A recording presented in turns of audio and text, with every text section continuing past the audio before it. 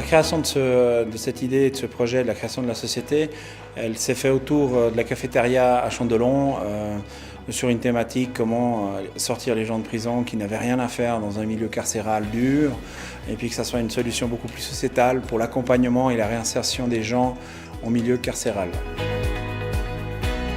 Donc Geosatis est venu s'implanter au Noirmont pour avoir accès aux technologies horlogères, à l'histoire horlogère et à la mécatronique et toute cette partie-là. Sur le site du Noirmont, c'est l'ancienne usine Joseph Errard qui faisait des boîtes de montres. Aujourd'hui, on fait de l'électronique de pointe.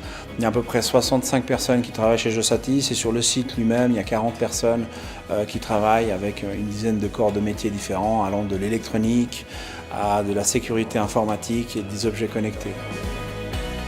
Geosatis a fabriqué un bracelet électronique comme alternative à l'emprisonnement. Cette solution est plus humaine car il permet à la personne en réinsertion de pouvoir passer du temps avec sa famille, d'avoir un travail et de contribuer positivement à la société. L'avantage de notre solution, c'est c'est un bracelet rigide, breveté, fait de plastique et de titane. On peut localiser la personne en réinsertion aussi bien à l'intérieur qu'en extérieur. Alors, ce qu'il faut savoir, c'est que Geosatis en 2019, depuis les débuts de 2019, a reçu plus de commandes que depuis sa création en 2011. Ce succès se caractérise par la croissance de la masse salariale. En 2011, nous étions 5 employés, aujourd'hui nous sommes plus de 70 employés et nous vendons des bracelets à travers le monde, donc sur tous les continents. J'ai été attiré par l'aspect pluridisciplinaire de la fonction qui me permet d'apporter ma contribution au développement du produit de la société. Le cadre de travail est très plaisant avec des collègues et des patrons très sympas et la région offre un cadre idéal pour vivre en famille. J'ai étudié au LOCL, à la Haute École Arc Ingénierie, en section design industriel et ergonomie. Et lorsque j'ai terminé, Geosatis a été mon premier emploi. J'ai rejoint l'équipe au tout début, donc il a fallu commencer depuis zéro.